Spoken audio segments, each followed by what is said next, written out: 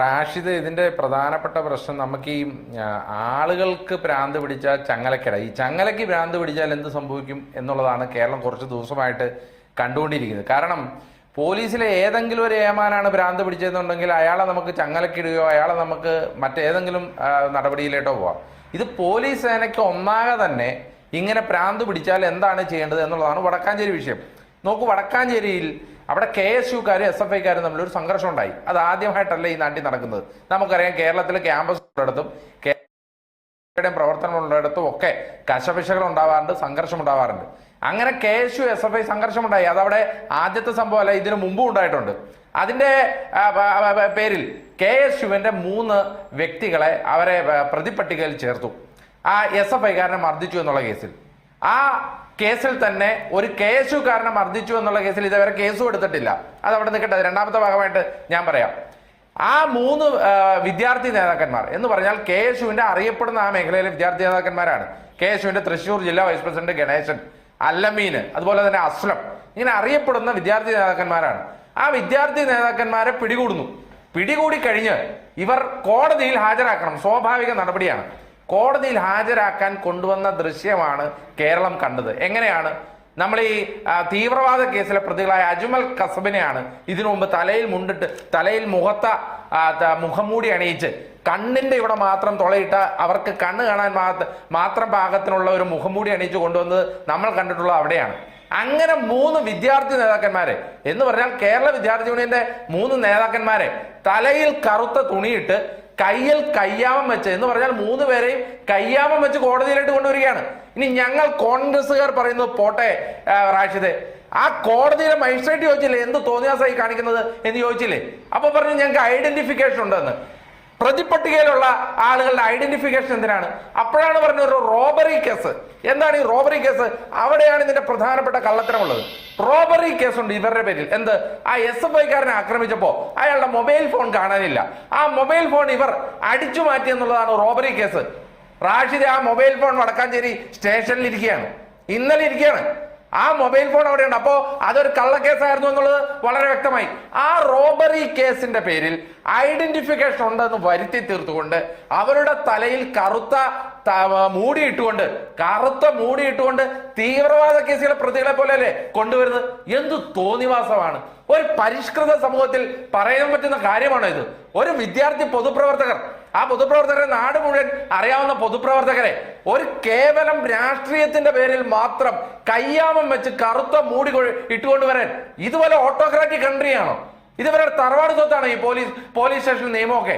എന്ത് തോന്നിവാസമാണ്! കോൺഗ്രസ് മനസ്സിലാക്കുന്നത് ഇതൊരു രാഷ്ട്രീയ ലാക്കോട് കൂടിയുള്ള പ്രവൃത്തിയാണോ എന്നാണോ, അതല്ല SHO ഷാജഹാൻ എന്ന് പറയുന്ന വ്യക്തിയുടെ പകപോക്കലാണോ?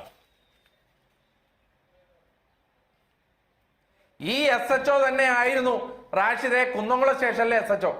അപ്പൊ അയാളുടെ ഉദ്ദേശം എന്താണെന്ന് നമുക്കറിയാൻ പാടില്ലേ?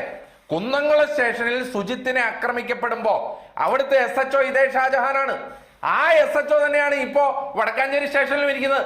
ഞാൻ അതുകൊണ്ടാണ് പറയുന്നത്, കേരളത്തിലെ പോലീസ് സേനയ്ക്ക് മുഴുവൻ ചങ്ങലയ്ക്ക് ഭ്രാന്ത് പിടിച്ച പോലെയാണ് പോലീസ് സേനയ്ക്ക് മുഴുവൻ ഭ്രാന്ത് പിടിച്ചു. ഇതിന്റെ രാഷ്ട്രീയ ലാക്ക് എന്താണെന്നറിയോ?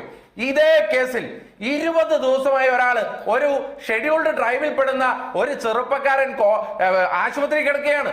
തൃശൂർ കോപ്പറേറ്റീവ് ഹോസ്പിറ്റലിൽ പരിക്ക് പറ്റി കിടക്കുകയാണ്. പക്ഷേ അവനെ ആക്രമിച്ച SFIക്കാർക്കെതിരെ 20 ദിവസമായിട്ടും കേസെടുത്തിട്ടില്ല. അപ്പൊ അവന്റെ രാഷ്ട്രീയം എന്താ?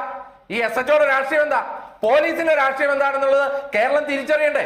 24 ദിവസമായിട്ട് ഒരു KSUക്കാരൻ ചെറുപ്പക്കാരൻ കോപ്പറേറ്റീവ് ഹോസ്പിറ്റലിൽ അഡ്മിറ്റായി ചികിത്സയിൽ കഴിയുകയാണ്. അയാളുടെ മൊഴിയിൽ ഇതേവരെയായിട്ടും ഒരു കേസും എടുത്തിട്ടില്ല. SFIക്കാർക്കെതിരെ കേസില്ല, പക്ഷെ KSUക്കാർക്കെതിരെ കേസ് എടുത്തു എന്നത് മാത്രമല്ല, രാത്രി വീട് കയറി അറസ്റ്റ് ചെയ്യാൻ വരികയാണ്. മാതാപിതാക്കളോട് വരികയാണ്, നിങ്ങളുടെ മകൻ ഗുണ്ടയാണ്. ഏത്? KSUവിന്റെ ഒരു ജില്ലാ വൈസ് പ്രസിഡന്റ്.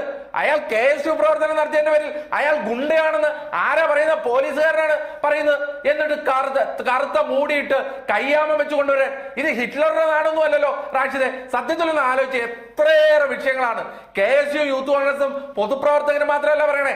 ഈ നാട്ടിലെ DYFI SFIക്കാരും വന്ന് പറയുകയാണ്, എന്റെ മകനെ, ഒരു DYFIക്കാരന്റെ അച്ഛൻ പറഞ്ഞില്ലേ, ഈ ഭരണത്തിനിടയിൽ എന്റെ മകനെ ചവിട്ടി കൊന്നിട്ടുണ്ട്.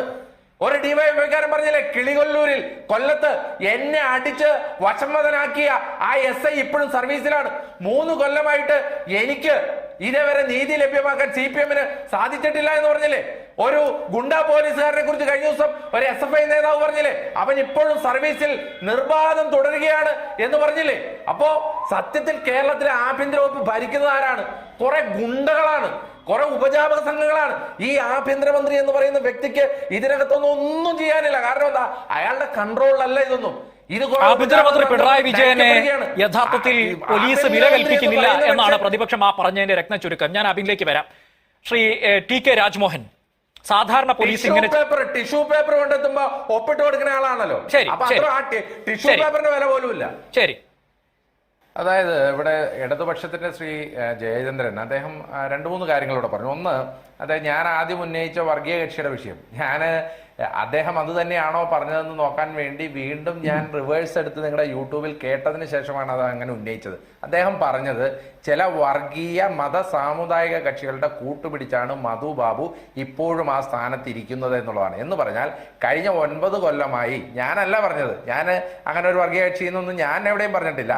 ഇടതുപക്ഷ പ്രതിനിധി പറഞ്ഞത് വർഗീയ മത സാമുദായിക കക്ഷിയുടെ പിന്തുണയാലാണെന്നാണ്. അപ്പോ അവരുടെ പിന്തുണയാലും അവരുടെ സ്വാധീനത്താലുമാണ് കേരളത്തിലെ ആഭ്യന്തര വകുപ്പ് ഭരിക്കപ്പെടുന്നതെന്ന് താങ്കളാണ് ഉദ്ദേശിച്ചത്. ഒരു ഇടതുപക്ഷ പ്രവർത്തനം അങ്ങനെ പറയുകയാണെങ്കിൽ എനിക്കതിന് വേറെ പറയാനൊന്നുമില്ല.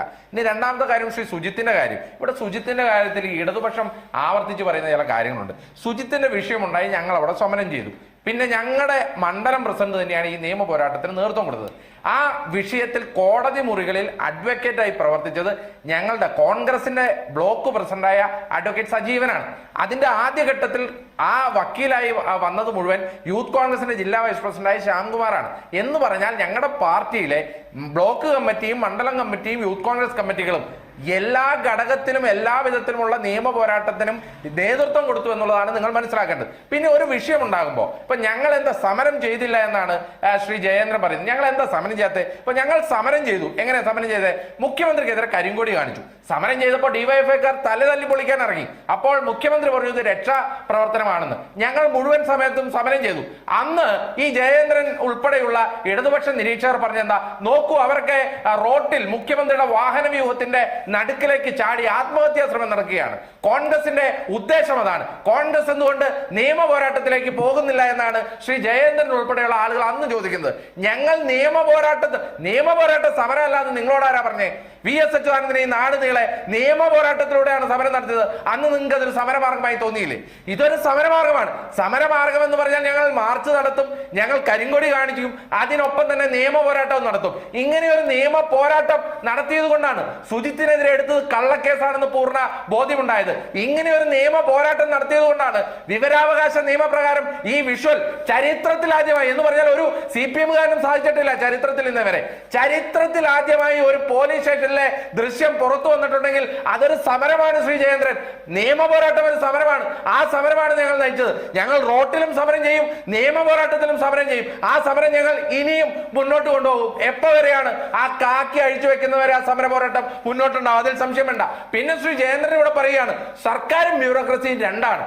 ഈ ചെയ്യുന്നതിനൊന്നും സർക്കാർ ഉത്തരവാദിയല്ല, ബ്യൂറോക്രസിയാണ് ഉത്തരവാദി എന്ന്. എന്ത് കോൺട്രാഡിക്ടറി സ്റ്റേറ്റ്മെന്റ് ആണ് താങ്കൾ ഈ പറയുന്നത്? കാരണം എന്താ? ഒരു സർക്കാർ എന്ന് പറഞ്ഞാൽ എന്താണ്? ഒരു സർക്കാർ എന്ന് പറഞ്ഞാൽ എന്താണ് ചെയ്യേണ്ടതെന്ന് പറഞ്ഞു കൊടുക്കേണ്ട സാധനമാണ്. ഒരു ബ്യൂറോക്രസി എന്താണ്? അത് എങ്ങനെയാണ് ചെയ്യേണ്ടതെന്ന് ചെയ്തു കാണിക്കേണ്ട ഒരു സിസ്റ്റമാണ്. ആ സിസ്റ്റത്തിൽ ഒരു സർക്കാരിന്റെ ഉത്തരവാദിത്വം ബ്യൂറോക്രസിയെ കൊണ്ട് ചെയ്യിപ്പിക്കുക എന്നുള്ളതാണ്. ആ ബ്യൂറോക്രസി ചെയ്തില്ല എന്നുണ്ടെങ്കിൽ കഴിവുകെട്ട സർക്കാർ എന്നാണ് നമ്മൾ വിളിക്കുന്നത്. അതുകൊണ്ടാണ് പറയുന്നത് കഴിവുകെട്ട മുഖ്യമന്ത്രിയാണ് കേരളം ഭരിക്കുന്നത്. അനുസൃതമായിട്ടല്ല. ശരി